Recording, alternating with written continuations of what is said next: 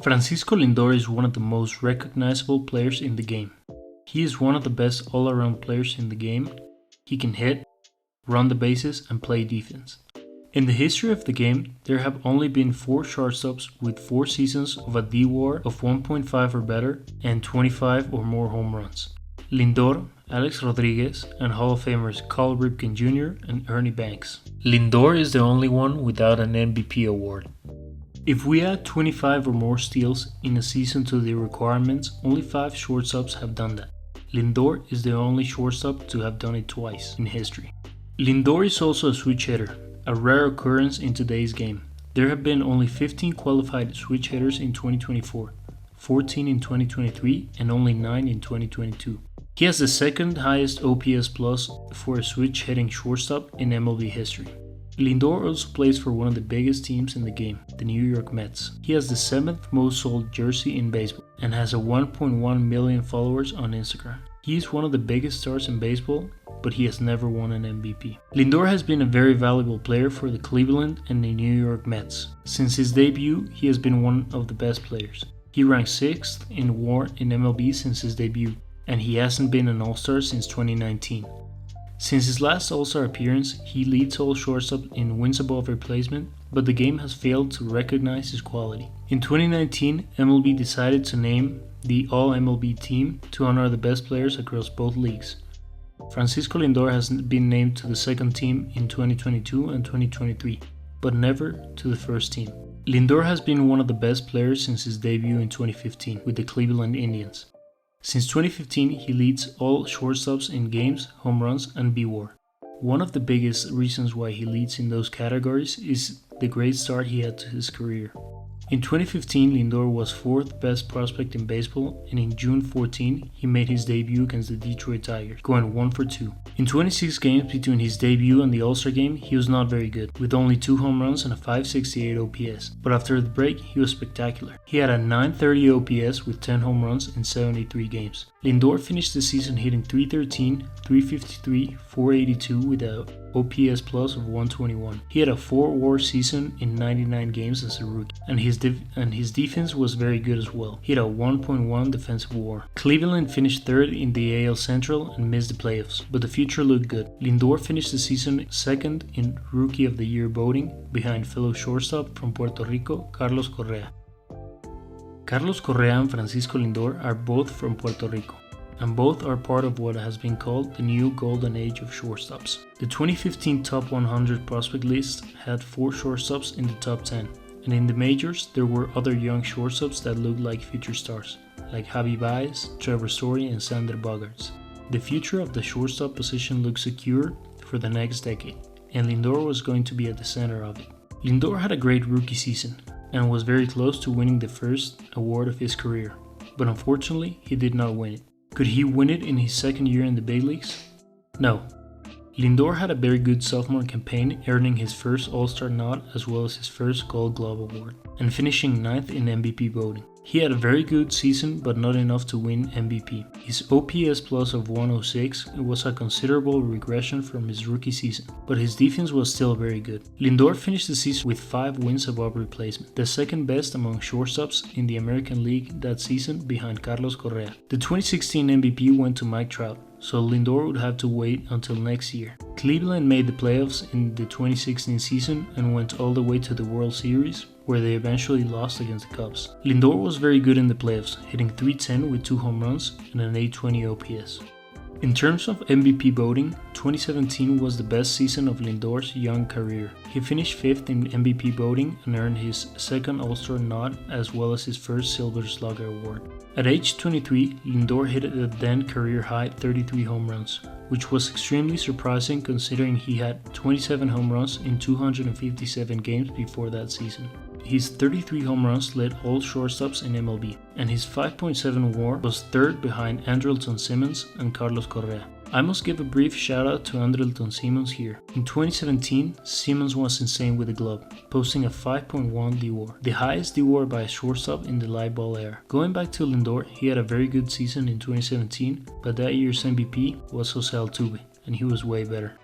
2018 is arguably Lindor's best season, definitely his best season in Cleveland. He finished 6th in MVP voting and 6th in WAR in the AL. Mookie Betts had one of the best seasons in recent history with a 10.7 WAR. Even with Lindor's sensational season, there really wasn't an argument for him to win the 2018 MVP award. Mookie was way better than Lindor in every way possible, and even if Mookie's 2018 season did not happen, Mike Trout would have won the award. Trout had a 9.9 WAR season with 39 home runs and 1,088 OPS. 2018 Lindor did something he had not done in any other season in his career, have more wins above replacement than Carlos Correa. It's a shame the AL was so loaded that year because Lindor was sensational that year. Cleveland was swept by the Astros in the ALDS, but Lindor was very good in that series, hitting .364 with a 1,273 OPS and 2 home runs.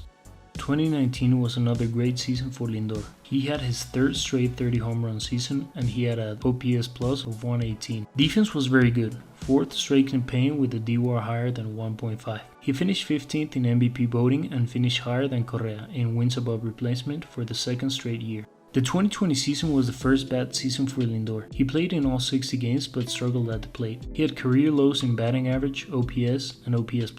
He finished 14th in wins above replacement among shortstops. The 2020 season is hard to evaluate because Lindor could have gotten hot at the plate and end the season with better numbers, but we will never know. He also struggled in the postseason, going 1 for 9 in 2 games against the Yankees in the wildcard series. Cleveland faced a tough decision in the 2021 offseason. Lindor was entering his last year of arbitration control and Cleveland did not think they could resign him, so they decided to trade him. On September 14, 2020, Steve Cohen finalized the purchase of the New York Mets, and he promised Mets fans that the team was going to spend more and build a championship-caliber team. Cohen and the Mets acquired Francisco Lindor and Carlos Carrasco for Amet Rosario, Andres Jimenez, and 2 prospects. Lindor was only under team control for the 2021 season, so they decided to lock him up for good. Lindor signed a 10-year, $341 million contract. It was a big statement for Cohen in his first offseason as the Mets owner. Lindor did not have a great first year with the Mets. He continued his 2020 struggles and did not get off to a good start as he slashed .228, .326, and .376 with 11 home runs and a 96 OPS+, getting placed in the injured list with a grade 2 oblique strain. Lindor had always been a healthy player in his career. He averaged 154 games from 2016 to 2019, and in 2020 he played in all 60 games. So the injury was very concerning for Mets fans. Lindor finished the season with a 734 OPS and a league average OPS plus of 100. 2020 and 2021 raised a lot of questions. Was Lindor no longer a star player in the league? Were his previous good seasons with Cleveland real, or were they a fluke? Was he overpaid by the Mets? Lindor had a 4.4 WAR in 2020 and 2021 in 185 games. Lindor never had a season with a WAR lower than 4.8 in his career beside his rookie season, in which he only played 99 games. The Mets also had a disappointing season, finishing 3rd in the NL East and 4 games below 500. 2022 was a very important year for the Mets and Lindor. The Mets spent big, signing Max Scherzer, Starling Marte, Mark Hanna, and Eduardo Escobar, among others. The pressure was high for the Mets to make the postseason in 2022, and Lindor had to prove he is a $340 million shortstop. And he was much better. He had a OPS plus of 125 with 26 home runs and a career high 107 RBI. He also played a career high 160 games. Lindor had the 3rd best wins above replacement season of his career up to that point, and the Mets won 101 games and made the playoffs. They lost in the wildcard series against the Padres. Lindor went 2 for 4 with a home run in the Game 2 victory, but went 0 for 7 in both of the Mets' losses. Regardless of how the season ended for the Mets and Lindor, it was a good season for both, and it gave a lot of hope to Mets fans. Lindor finished 1st in OPS plus and wins above replacement for shortstops and finished 9th in MVP voting that season. In 2023, the Mets were not able to continue their success. They made some big signings, headlined by Justin Verlander, but in the middle of the season, they had to tear down the team and they finished 4th in the NL East. Lindor did have a good season, one of the best of his career. He joined the 30-30 club for the first time in his career.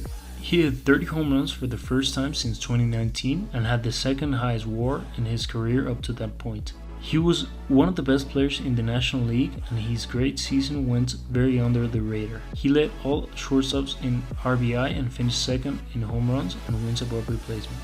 He did not get MVP votes that year. 2024 might finally be the year for Francisco Lindor.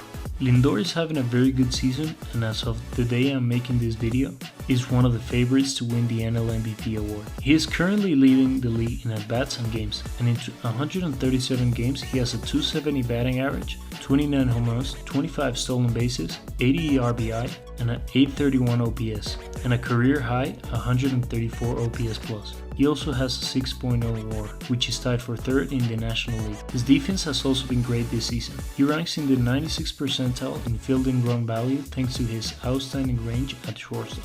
It looks like he will have the second 30-30 season of his career. Team success will also be helping Lindor when voting comes around. The Mets have been a big surprise this season after last year's fire sale at the trade deadline, that they were looking at 2025 and 2026 to compete again. The Mets have surprised everyone and are half a game back of the last wildcard spot. They have a 31.5% chance of making the playoffs, and Lindor has been the main reason for their success. He leads all Mets players in wins above replacement by a wide margin. He is the only player with a BWAR higher than 3. Lindor is doing everything he can to take home the award, but it's not going to be easy. He has two very tough competitors. The first one, and arguably the easiest one to overtake, is Ketel Marte.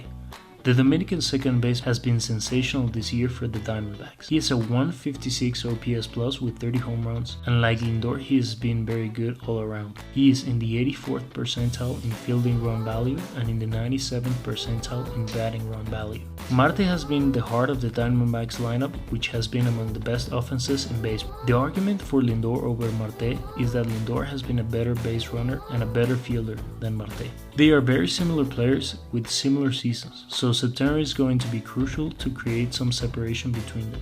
Arizona and New York are both in the hunt for a wildcard spot, so that might factor in the conversation as well. This is where things get really complicated for Lindor. Shohei Ohtani is the favorite to take home the award, and it will be very hard to take it away from him. Ohtani has been otherworldly in his first year with the Dodgers.